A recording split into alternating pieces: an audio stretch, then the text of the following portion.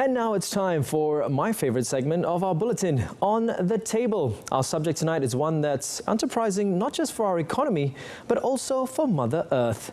I leave it to Otto and our welcome guests to illuminate you further. Otto, all yours. Thank you for staying with us.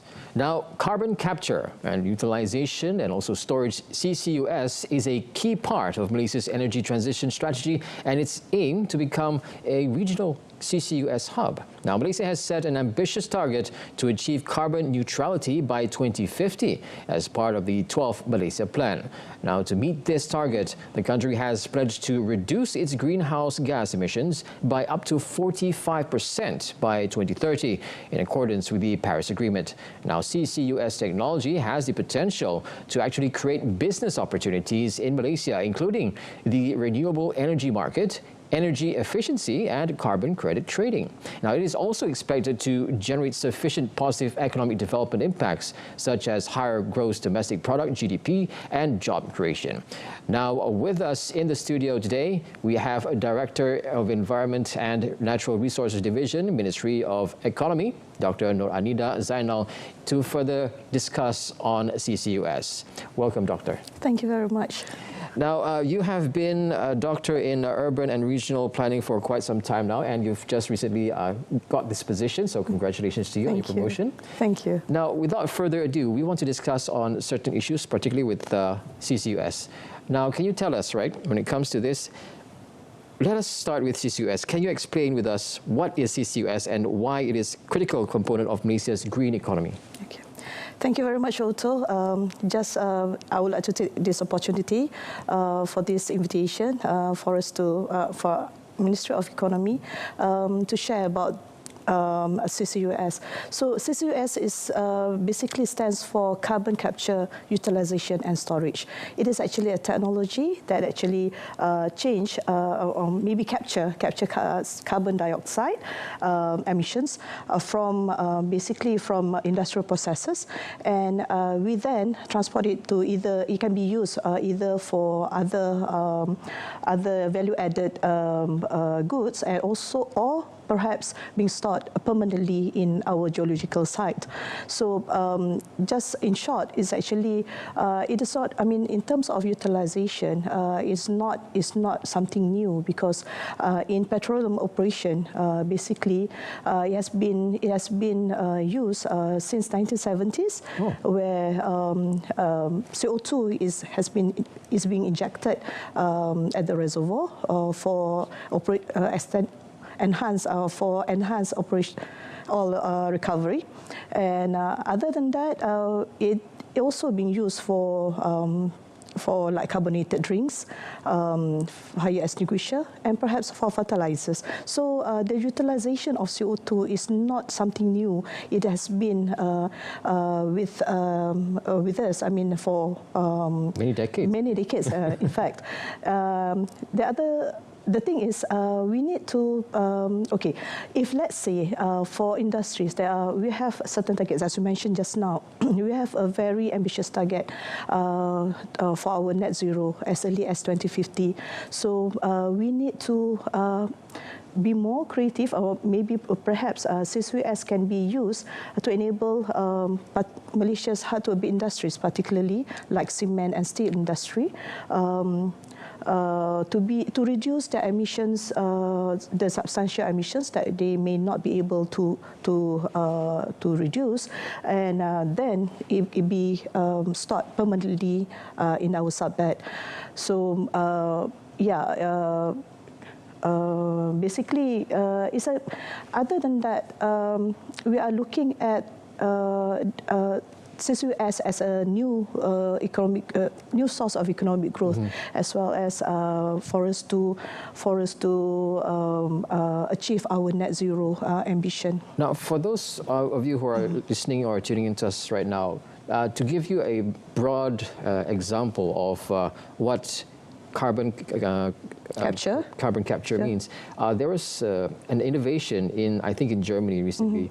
Could you say that this particular device is actually made out of liquid, and it actually captures carbon dioxide from the environment, especially monoxide as well? And is it commercialized here in Malaysia? Okay. Can we expect some kind of commercial, industrial development that we can see, or device that we can see in the streets in Malaysia? Is there any Okay. All right. CCUS usually, I mean, in terms of capturing of carbon dioxide, is very nascent in Malaysia at the moment. We know that some pilot projects or maybe some activities has been done. I mean, Petronas is working towards, capturing, identifying the type of technology. We know that, and some of the perhaps maybe universities that they would like to venture into, getting to know, with all this technology on how to capture. But at the moment, there is not much innovation has been done, and also on technology has not been done yet for the capturing. But we are working towards that for us to actually capture, because it's a very expensive technology. It's a very, very expensive technology. Even if you want to have a pilot to have to capture CO2, it is going to require a huge amount of investment. So at the moment, I must say that not much. I mean, in Malaysia has been done. There are a lot of technologies in the Europe, and also perhaps some developed countries like US, Norway. Perhaps they have this technology, but yeah, we are actually trying to some sort like collaborate with these developed countries for us to have our very own. So you're saying that there is a possibility that we as Malaysians have the opportunity to get these devices here in Malaysia and probably expand it even more to help out our CO2 emissions, right? Aside from that, what are Malaysia's advantages when it comes to CCUS rollout? Okay. Apart from that was mentioned earlier, that we can reduce our GHG emissions. I mean, we can, for us to achieve our net zero but as early as 2050. Other than that, it can actually bring in a lot of investment. Some study, I mean, there was a study saying that the opportunity can accumulate up to USD 200 billion, and also it can also create a lot of job opportunities, technology transfer, knowledge transfer from other countries as well. And other than that, basically, I mean, I just would like to mention that under the National Energy Transition Roadmap, NETR, which was launched July 2023 last year, and also under NIMP, I think New Industrial Master Plan 2030. CCUS was actually mentioned in those two documents. So the policy direction is to have CCUS in place as a lever, to catalyze for energy transition initiatives that open economic opportunities for Malaysia. And of course, is to reduce carbon footprints sustainably. So that is actually why I think it is critical at this moment for us to embark on this journey to have CCUS in Malaysia. Now, is there any current projects here in Malaysia now? Okay. So we are actually collaborating with Petronas. It has been identified, even in NETR, the new Energy Transition Roadmap. We have identified 3 hubs, one in Bintulu, one in Kuantan, and the other one will be in Kerteh, Kemaman. And basically, we have identified the hubs for us to have this permanently storing, the permanent storage of CO2. And it's actually, what we need now is actually maybe perhaps the direction that we are looking at, to have a cluster-based approach for us to actually, gather all the CO2 before it's been transmitted to the storage hub for permanently. So by 2030, we are expecting our first injection perhaps in 2028, and it can accumulate for the 3 hubs. It can accumulate up to 15,000 million MTPA, million metric tons per annum. Okay. So by 2040, we aim, we envisage that it can be accumulated up to 40 to 80 MTPA. Now, you said there's 3 hubs, Bintulu, Kerteh, and also Kuantan. Now, how much does it actually cost to actually establish that hubs? I don't have the figure at the moment, but I know that it is a huge investment, and Petronas is actually working with other industry players, perhaps some other investors to look into it for the infrastructure. But basically, other than storage, we have also to, it's actually a huge opportunity for us together. Like, for instance, we know that in the region, we are blessed. Malaysia is blessed that we have a huge capacity to store because of that I mentioned. By 2030, it can accumulate up to 15,000 MTPA, whereas in our region, like Singapore, perhaps in Korea, Japan,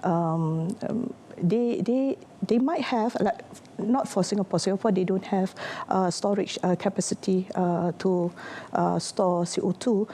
But for Korea and also Japan, they might not have enough capacity. And that's why we have this, I think Petronas is working with them for us, for us to have those investments coming to Malaysia.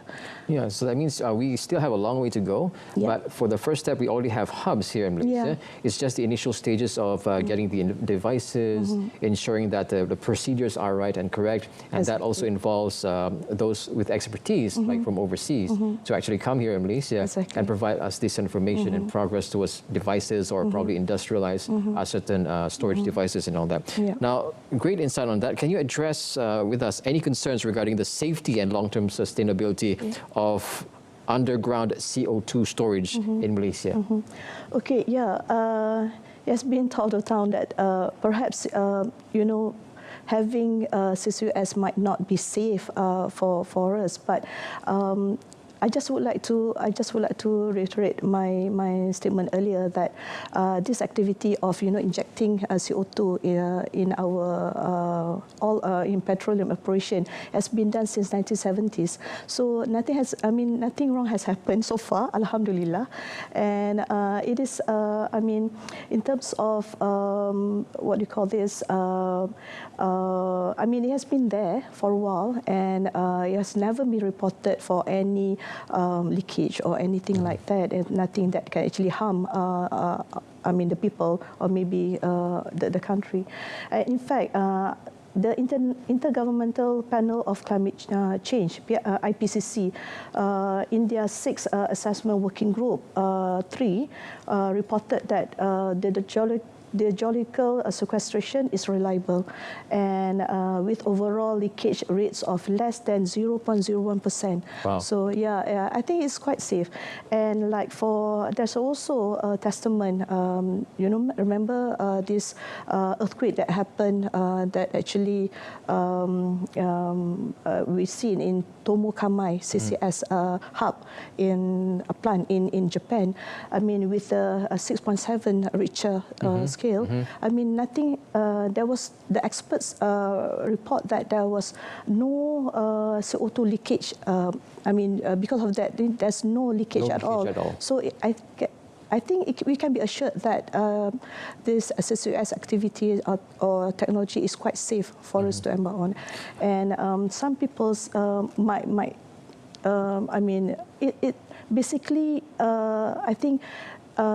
If we have to look at from a different perspective, it's not about apart from the dangers of keeping the storage. All right. We have to bring in the perspective of getting more investment is a new source of growth. Like we can't really rely on since we need to transition away from fossil fuel. This is actually an opportunity for us to embark on something new. to actually contribute to our GDP. GDP and economy. Now, since that we don't have much time anymore, we'd just like to ask you one more time, anything that you'd like to mention with regards to CCUS before we end today's interview? So basically, the government has recognized that CCUS is a new strategy for green and low carbon growth in the country, that and also it offers attractive incentives for investors. We need to bring in investment, and for us to develop further, and for us to have more opportunities, like for instance for job employment, high and advanced technology. And I think we certainly hope that with the right, we are currently looking at the legislation part. I mean, maybe perhaps you have heard yesterday our minister mentioned that we need to have the legislation in place, and inshallah, God's willing, by the end of the year we should have an act on its own, hopefully. And of course, with the right technology and also the right talent, we can make it happen. So everything is in place. Hopefully we can make it happen. Thank you. Now, I'm afraid that that's all the time that we have for today. And thank you so much for Dr. Nurainida for coming to the studio. I really appreciate it for your insights and also clarity. Now, just to recap just a bit, all right, so CCUS has been used since 1970. Yeah. And it's safe to be used. And we already have 3 hubs here in Malaysia.